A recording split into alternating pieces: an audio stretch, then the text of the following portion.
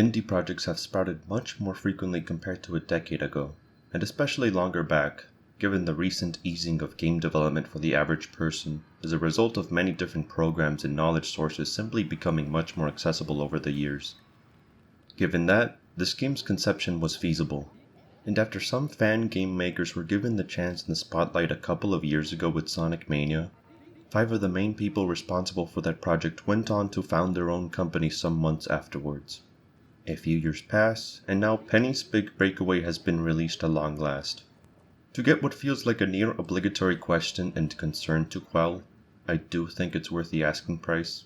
It's got enough content to where I didn't feel it was a mistake to buy this on release. I do need to say though, that this game wasn't anything amazing or stood out hugely to me in any way.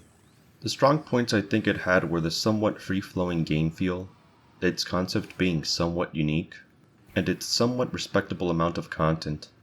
Those are iffy statements I just let out now, but after digesting my thoughts, I'm still unsure if there are avidly strong points to give this game.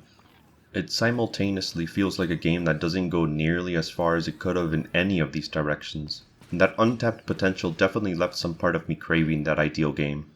The comparisons to Sonic and Mario are obvious, and I don't think they're unfair to make either, and I do have to note that this game, even when I was pushing it once I got into the groove, still wasn't something particularly flashy or fast.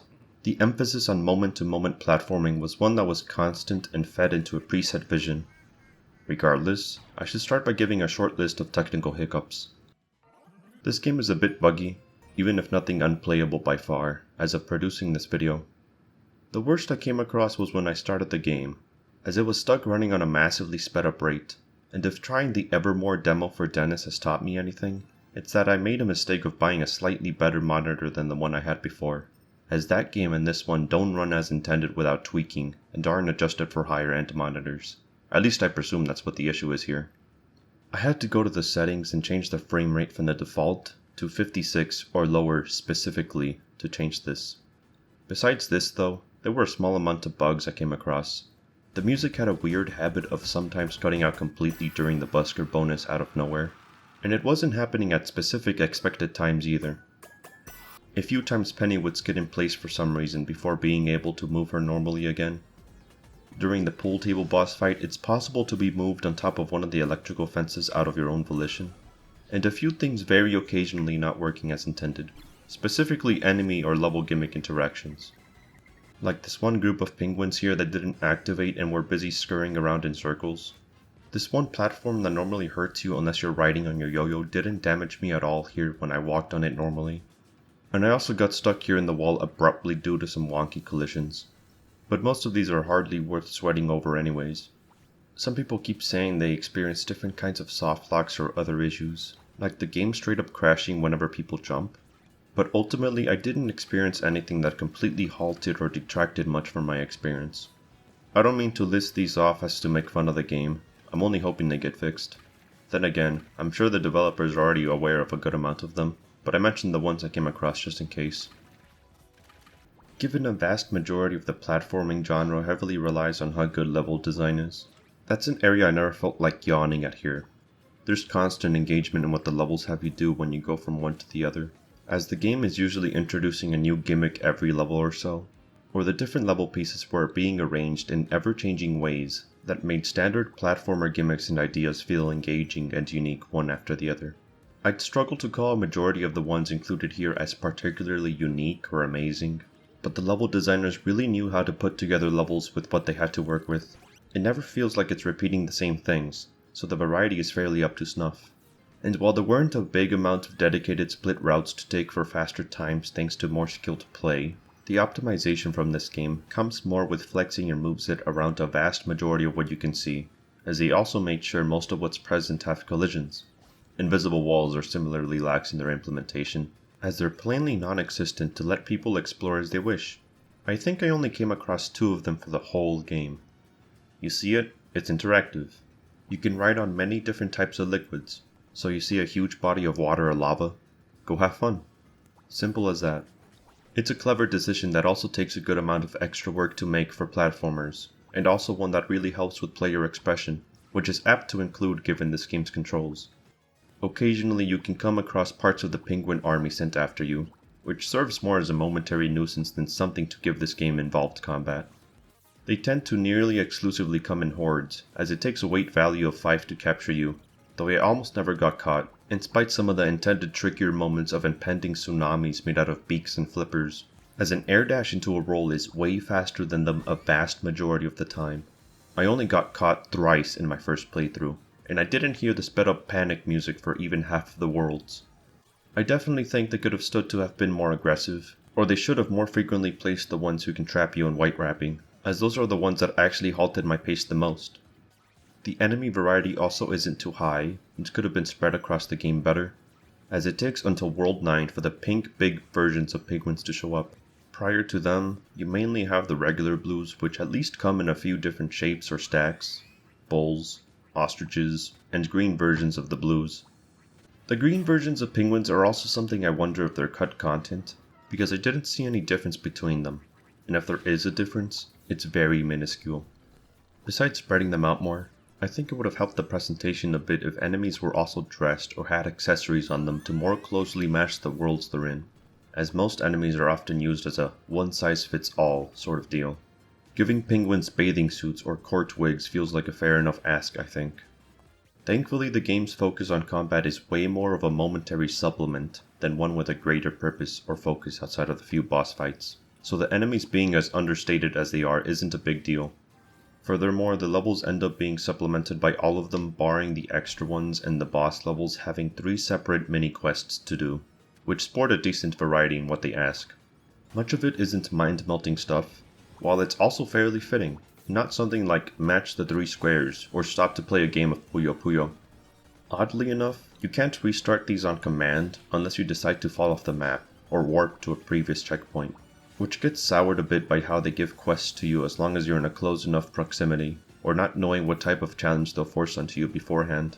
It could be time-based while you lose a bit of precious time as you gather your bearings, even if situations like these are uncommon. Levels also include the 3 showpieces you can pick up that unlock the extra levels placed all throughout, with both of these types of objectives being completely optional. All you need to do to finish the game is get to the end. The developers further helped with gameplay pacing and catering to casuals by letting people play how they want in this regard, but still rewarding skillful play for a skill ceiling that isn't 7 feet tall. That same skillful play mainly needs people to slowly master the controls that potentially allow for some cool zip-lashing stunts, as some of the games they source for inspiration show here with the use of momentum to get to different places. The moveset isn't exceedingly deep or vast with how many total actions you can do. It's actually on the smaller scale, and instead you'll be mixing and matching them, as applying that to the momentum system here has the most potential. Although anyone who likes to alter their control scheme to whatever suits their preference can't change that here at all. There's simply the option to use the default, or willingly noodle your moveset if for some reason you feel overwhelmed at the amount of button actions. The graphics menu also doesn't seem to let you put this game in a window, only change the resolution. Furthermore, both of these and other menus can't be accessed during levels, and are only found way back in the main menu. It's a good option to have tutorials accessible by pausing during a stage, but they also didn't teach all the gimmicks or mechanics you come across, like being able to pull up onto a ledge with your yo-yo, or these launch strings in the palace levels. The way you control your character has a fair amount of nuance if you so choose to try and push this game, albeit not without having some quirks. I couldn't find any application for holding a yo-yo in place, as the slightly higher jump you get off of it was never worth going for. The ability to rev up in place is also redundant in the face of a dash going into a roll state, thanks to the rev up time for max speed giving a worse result. It's about 3 seconds for full wind up as opposed to a dash getting you to the same point in less than half a second. And the spin dash rev time also can't be sped up in any way at all. Being able to hang from a yo-yo in the air can also potentially help you ignore damage or trivialize platforming challenges in a way most other abilities simply can't, thanks to the ability to infinitely hang in the air with little consequence, as any other air movements are still available if they haven't been used in the same jump. There is a bit of praise due thanks to being able to hold a spin in place for as long as you want, by just holding down the action button, as so many other games need you to restart similar actions repeatedly, so I appreciate this inclusion. Although I also think adding a landing circle like Crash 4 would have helped moments where your shadow won't appear on a surface until you've basically landed. It would have been pretty useful for the few times gauging where exactly you're set to fall is important, most notably for reaching the top of the busker bonus circle at the end of a level. The stages populated by the denizens consist of an art style heavily inspired by the Bauhaus movement.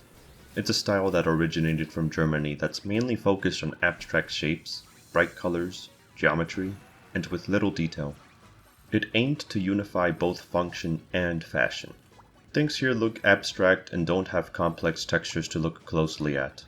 Textures you do see are on the opposite end of detailed, with the artist doing the bare minimum to have contrast between all the different models and shapes. It's simplicity at its finest, while sporting a unique, desaturated color palette that makes things look somewhat soft. It's basic, but in a way that doesn't look boring or drab. The levels also decently feel lived in thanks to the strides taken to populate all of them with different citizens, and a good amount of them have dialogue in spite the relatively high head count. They very rarely repeat lines too as the cherry on top, even if you shouldn't expect any gameplay applications for what they say outside of the dilemmas they hand to you. I didn't see any hints of any sort. An additional thing to note is how the levels don't do much to look different from one another. Any substantial visual difference from the levels is mainly relegated to the palace world, with it having you go in and outside of rooms, or these different camera perspectives for when you roam around outside. It feels much more well realized visually than most of the other levels. The music stands much higher than the graphical presentation meanwhile, as a vast amount of it is fairly groovy thanks to the efforts of Sean Bialo and Christian Whitehead, as supplemental input towards the majority T-lobes composed. All three of these composers flexing their creative muscles this go around. When it's not striving to be atmospheric or laid back, the soundtrack tends to be bombastic and up in your face, playing it loud and proud. There's generally a good variety of instruments used from track to track, as there's not one specific genre they try to adhere to. Sometimes it seeks to emphasize a soothing sunset on a beach, the tense escapade through a hybrid of a prison and a court, or basking in the empty vastness of space, that being the only thing visible for miles in every direction. There's too many tracks to potentially just try and dissect, as I would be here for another couple minutes. It gets a solid recommendation from me for its flair, and it's worthy of its own video. Returning to an earlier point, going through levels and getting a handle of the controls until you get good enough to do some skips over decently wide gaps is part of the incentive to play this thanks to the momentum system in place, but anyone seeking to do it faster and faster actually doesn't get rewarded by the game. Any satisfaction of mastering the game for a quicker end time is only intrinsic, not extrinsic. For some reason, there's no stated time goals for levels, and replaying stages for faster times via the time attack is only for personal desires, or for the online leaderboard I suppose. The incentive to be more proficient at this game's controls and applying it to level design layouts really only comes from the point goals to reach. Points come from many sources, but the biggest one is from the combo system. The other actions like hitting checkpoints, breaking barrels, or possibly stopping to smack around more flightless birds might come at odds with it though, which is where the game feels confused as to what you should be doing for the highest score. The goal of having a point system like this in a game is to help promote proficiency and mastery over a set of skills, but what gives you points here is weird in trying to combine it all. Helping solve the dilemmas in levels isn't always something you can chain together as part of your combo, at the very least not seamlessly, as the more dilemmas you solve, the bigger point bonus you can get at the end. At the same time, you could instead just keep the combo going and ignore helping anyone at all. There's obviously an argument to be made of letting people play how they want, but I also wasn't sure if you even got rewarded for getting all three showpieces in the level. It turns out you are with the bonus titled Intrepid Explorer, but I wouldn't want to know the potential tedium of trying to figure out each and every single bonus category the game has. I think having a list somewhere of what each bonus at the end of a level is correlated to would be nice, because a good amount of these I'm still unsure as to how you get at all. To sum up, I'm not sure what they wanted to give the biggest weight for racking up points, as a bunch of different actions give points, but just continuing one long combo seems to be by far the best way of reaching a point goal, as opposed to stopping to bash soda cans or play golf with a round ball. The score system also has a fairly big oversight thanks to being able to rack up points with repeated actions to your heart's desire, with the system in place not scaling as much as it should for actions. Most actions still gain points from being repeated, instead of needing to change up what you're doing. So point farming for something as simple as revving up in place, double jumping, and then landing into a rev state is viable. The multiplier still stacks, and you still receive points for this, which is a bit baffling. The way I do it, it gives 18,000 points for a minute of grinding, and I haven't tried to heavily optimize it either. There's basically an easy way out to getting a point goal that's not hard to figure out, and can be done anywhere, anytime you have solid ground, and it doesn't eat up a vast amount of time to do if you're a couple grand short. It's especially applicable for any dilemmas that ask you to rack up points for a designated section. In addition, I don't think players should have to buy the ability to get another point bonus by doing a stage without getting hit. It's rather cheap, so not like you end up losing much currency by buying it anyways. What I would suggest is a re-evaluating of priorities for the scoring system. You could introduce time goals and have them be split from point goals, and have points not cheesable by spamming actions repeatedly. Slim down the sources for points so it's much easier to know what to prioritize, and probably give more weight to solving dilemmas and the busker bonus. I also generally thought the point goals were too high, so some tweaking there couldn't hurt either. One of the mentioned inspirations for Penny was the Tony Hawk Pro Skater games, and it made me wonder why this game doesn't have a trick system more like that one. Of course, directly comparing Penny to the Pro Skater games is far from ideal, as both of these games have different design priorities. One is a sandbox platformer with a few really fleshed out levels that have a wide list of tasks to accomplish, while being coupled with a vastly different skill set. And the other being a somewhat linear 3D platformer with over 30 levels to only occasionally stop in. The heart of the problem is, the intrinsic motivation in Penny is most of the motivation you have for doing cool stunts and skips. All the game is concerned with in terms of your combo is chaining actions together for multiplayer. Chaining them together isn't awfully hard, and the looking stylish has no purpose other than showing people long gaps you managed to time a yo-yo swing correctly to make. Tony Hawk on the other end has a much bigger focus on what your different actions are, encouraging diversity while increasing the skill ceiling for points by making it harder to balance the longer a combo goes on. Much more importantly, the number of tricks is a bit daunting, and in a good way, while this is just looking at the very first game's established foundation as an example. Point grinding there is also much harder to do, and especially for the higher point goals in later levels, as the amount you get from tricks is lowered heavily the more you repeat the same moves, to the point they become near worthless to do without changing things up. You have kick tricks, hold tricks, and grind tricks as your main sources of points. Each of these types of tricks can be performed with one of the 8 directions, with diagonal presses of hold and kick tricks typically taking more time to perform, or being harder to gauge on what the right position to land with them is, with higher point rewards to complement their increased difficulty to commit to. You can also fill up a special bar for even more stunts to do for a limited time on top of it. Pro Skater 2 would introduce other mechanics, and the most important one being manuals, which cracks an already fairly expressive game wide open. Manuals let you continue a combo from place to place as long as you can keep a good speed, ability to steer, and proper balance, as opposed to Penny's biggest concern being if you can press a single button on time to land on top of your yo-yo before you reach the ground. My wish isn't to turn Penny into essentially Tony Hawk 6, but I absolutely think this is something to possibly consider if they get to adding more content and perhaps changing the current combo system to any significant degree. I'm left wondering why Penny doesn't have a considerable stylish trick system of any sort, when it would have hit this game perfectly, or at least more cool looking moves to perform that fit with her current moveset. The entire point of her character, and even the plot, is that she's, a jester. She's a performer. She's looking to travel the world to show off her cool yo-yo stunts to everyone. But something as simple as walking the dog is just impossible here. There's also very little optional bonus content outside of the hard levels you unlock, and the concept art you receive for point goals, as there's no cosmetics of any sort, or a boss rush mode, or a hard mode, that sort of thing. This isn't something I particularly minded myself if it was sacrificed in favor of making the main campaign as substantial as it is, and most people don't tend to bother with side content for games either. This is more of a note for anyone interested in buying this. That just about wraps this up. It's hard to say what to expect going forward, as unfortunately this game appears to not have made a big splash in part due to the unceremonious shadow drop and the lack of notable promotion or commercials. I can't exactly blame the people behind this too much either, as many indie projects already struggle just making it to the finish line. Getting money via crowdfunding or rolling the dice by taking out a second mortgage on one's home obviously comes with their own set of issues.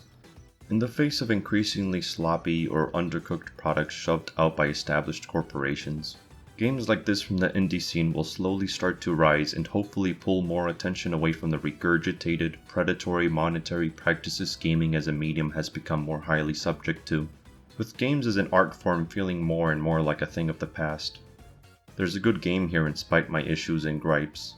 The quality and substance is well and accounted for generally, and while it doesn't go far enough with its concept as I'd like, I definitely don't regret giving it the time of day it deserved. If there's plans for DLC or even a sequel way down the line, I'd be all for it.